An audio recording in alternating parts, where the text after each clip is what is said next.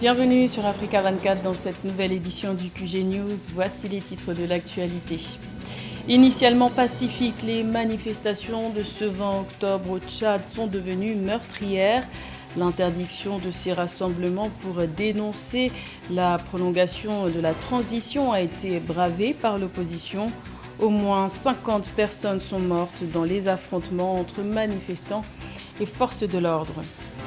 2 ans se sont écoulés depuis le mouvement baptisé EndSARS au Nigeria. Ces manifestations violemment réprimées pour dénoncer les brutalités policières et réclamer une meilleure gouvernance font tache dans l'histoire moderne du pays. L'heure est à la commémoration. Et réaction face à l'inflation record de 37% au Ghana, les commerçants de la capitale Accra ont décidé le 19 octobre de fermer boutique pour 3 jours. Objectif affiché, protester contre la flambée du coût de la vie, aggravée par l'invasion russe en Ukraine. Mais tout d'abord, le nouvel homme fort du Burkina Faso, le capitaine Ibrahim Traoré, prête serment ce vendredi 21 octobre en tant que président de la République.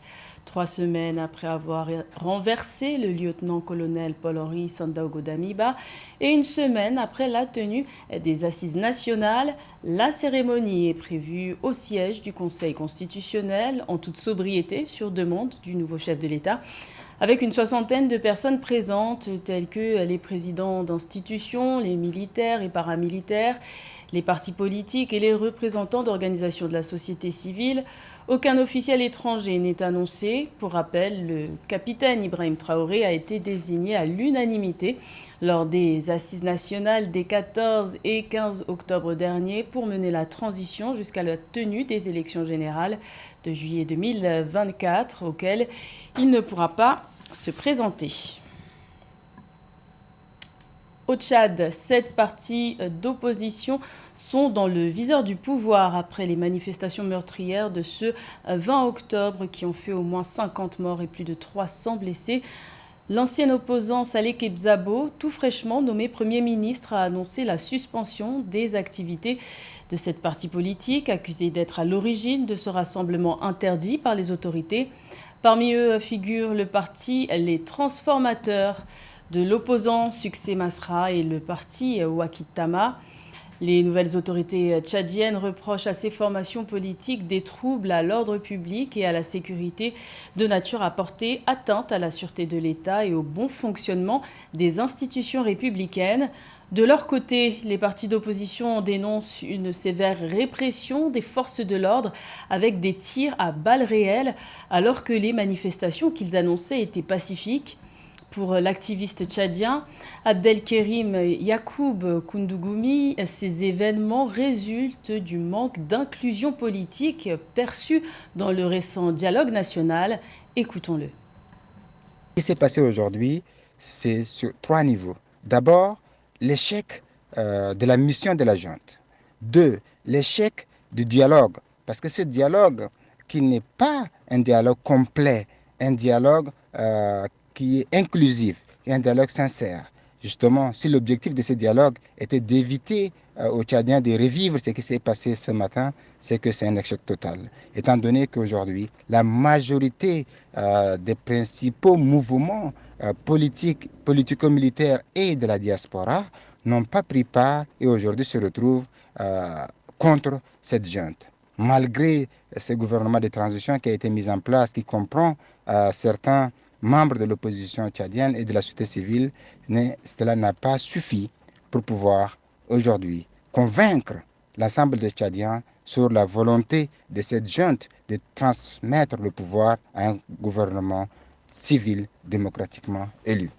Le pire, c'est qu'aujourd'hui, le stress des Tchadiens a encore augmenté, étant donné que pendant du dialogue, il faut mettre entre guillemets, la junte a réussi à imposer le fait que le président de la junte puisse être en même temps président de la transition et aussi potentiellement avoir le droit de pouvoir être candidat.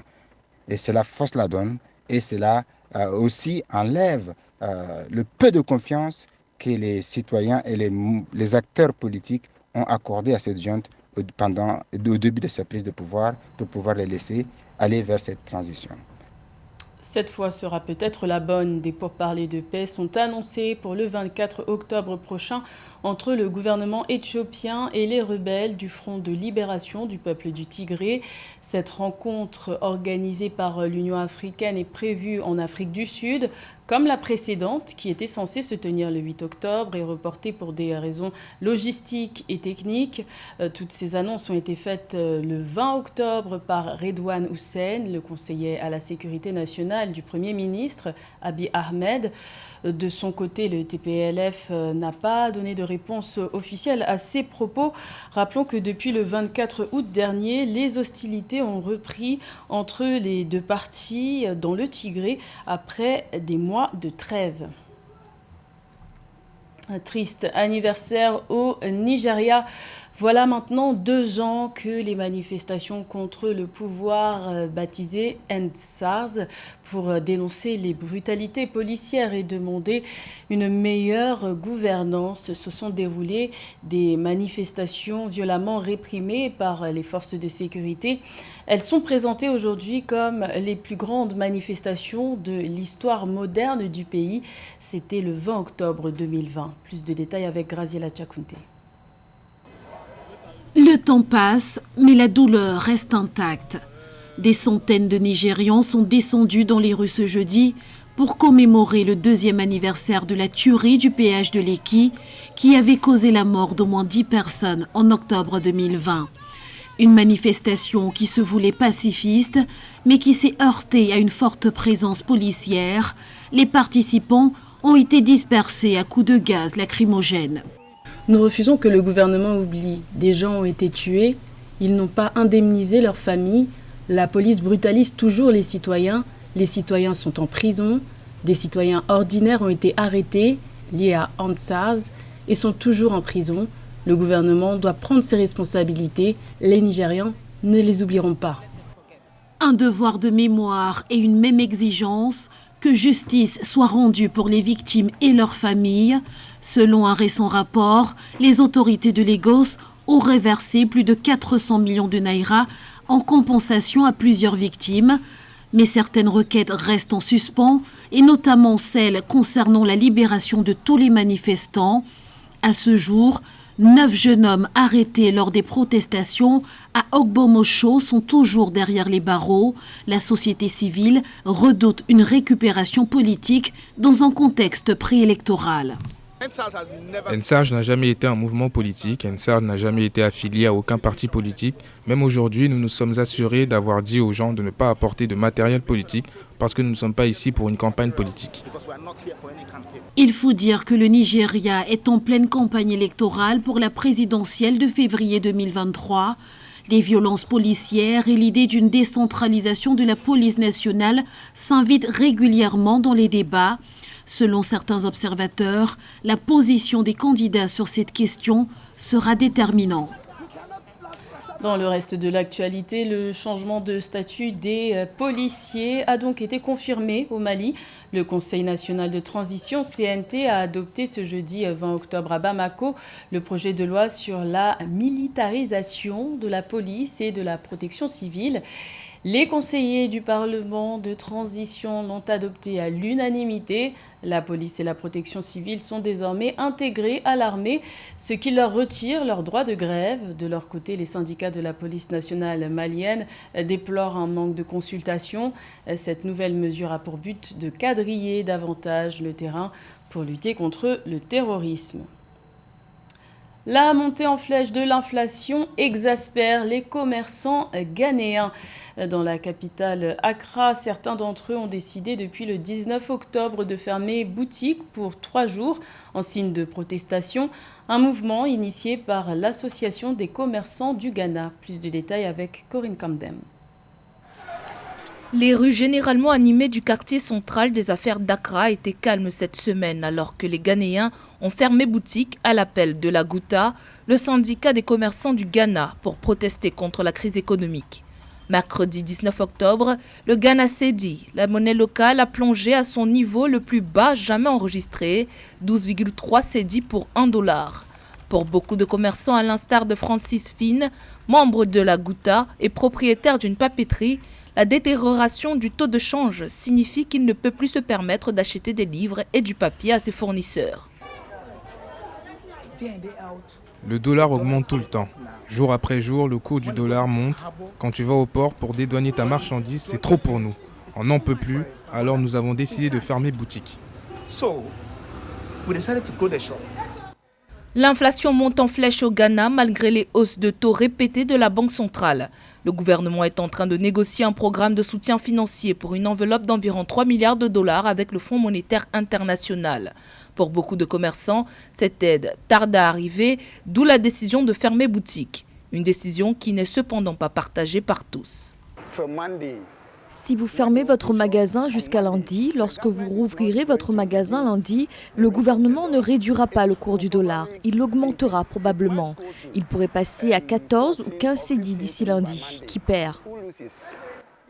Le Ghana est confronté à un endettement élevé et à une inflation qui a atteint un niveau historique de 37% en septembre.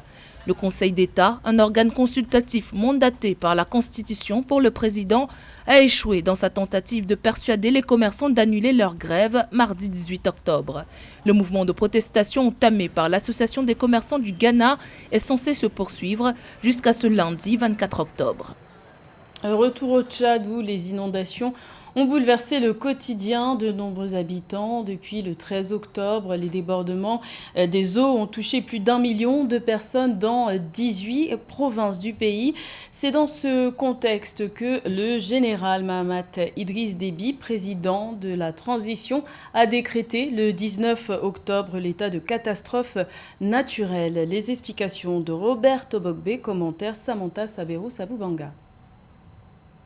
Des inondations sans précédent au Tchad. Plus d'1 million de personnes, issues de plus de 60 000 familles, sont sinistrées le 19 octobre 2022. Face au risque de sécurité alimentaire et aux moyens limités de subsistance, le président Mahamat Idriss Déby déclare l'état d'urgence dans le but de mieux contenir et gérer les inondations. Courant août 2022, seulement 33% du financement humanitaire requis pour le Tchad en 2022 a bien été reçu par les acteurs humanitaires sur le terrain. C'est plus exceptionnel pour le Tchad et pour la ville de N'Djamena. On a connu cela il y a de cela 50 ans. Personne n'a prévu qu'il y aurait des eaux si grosses, à si grosse quantité. Bien sûr, le gouvernement, par la voie la mieux autorisée, celle du président de la République, a fait une communication et a décrété l'état d'urgence humanitaire appelant à l'aide internationale. Depuis plusieurs mois, le Tchad subit les affres de pluies diluviennes. Plus de 465 000 hectares de champs et 19 000 têtes de bétail englouties, 636 localités dans 18 des 23 provinces du pays affectées par les eaux, faisant de nombreux sans-abri et des blessés. Les autorités nationales, les organismes internationaux, la société civile multiplient les actions d'urgence en faveur des victimes d'inondations. Personne n'a prévu que les eaux allaient retrouver leur lit il y a 50 ans. Les dégâts sont énormes, des sans-abri, des familles vulnérables, des femmes en couche, des jeunes enfants, et puis tous les quartiers de N'Djamena sont envahis, y compris le centre-ville où la canalisation n'a pas été aménagée depuis plus de 10 ans. Ce nombre a déjà dépassé celui de l'année dernière, où plus de 250 000 personnes avaient été touchées par les inondations au Tchad, selon le Bureau des Nations Unies pour la coordination des actions humanitaires. Dans un appel conjoint, le gouvernement du Tchad et la communauté humanitaire ont demandé 5,2 millions de dollars pour fournir des abris, des produits de première nécessité et une protection aux victimes des inondations. La 7e édition de la Coupe du monde féminine de football des moins de 17 ans se tient du 11 au 30 octobre en Inde. Au début, il y avait 3 équipes africaines, mais au stade des quarts de finale, il n'en reste plus que 2. Il s'agit du Nigeria et de la Tanzanie. Le parcours du Maroc s'est arrêté en phase de poule. Plus de détails avec José Douglas. Après avoir perdu lors de son premier match face au Brésil et remporter une victoire 3-0 contre l'Inde, le pays hôte, et se faire battre 2-0 par les États-Unis, les Lioncelles de l'Atlas du Maroc ont été éliminés de la Coupe du monde des moins de 17 ans en phase de poule. Les jeunes Lioncelles ont pu se mesurer avec des grandes nations du football féminin. Je suis fier de ces jeunes filles qui n'ont jamais abandonné. C'était difficile. Il y a un grand écart entre nous et la sélection américaine. Je pense que cette participation à la Coupe du Monde et le travail accompli ne sont que le début d'un beau parcours. Autre pays à nous représenter, le Nigeria qui a perdu face à l'Allemagne en phase de groupe 2-1. La Nouvelle-Zélande 4-0 et les Chiliennes sur le score de 2-1. Le Nigeria réitère l'exploit de 2010, 2012 et 2014 en se qualifiant pour les quarts de finale. Nous avons fait un bon match. Les deux équipes voulaient vraiment se qualifier, mais nous nous sommes dépassés. Les Chiliennes nous ont donné du fil à retordre, mais nous avons tout de même réussi à l'emporter. Enfin, la Tanzanie réussit un brillant parcours en phase de poule malgré la défaite contre le Japon 4-0. Mais elles se sont su racheter en battant la France 2-1 et réussit un très bon match nul face au Canada, 1 but partout. Un résultat inespéré, mais qui fait du bien pour le moral et la suite. Au programme des quarts de finale, ce vendredi 21 octobre, USA contre le Nigeria et Allemagne face au Brésil. Et samedi 22 octobre, les deux autres quarts de finale, Colombie-Tanzanie et Japon contre l'Allemagne. C'était le journal de la rédaction. Merci de l'avoir suivi. L'information continue sur Africa 24.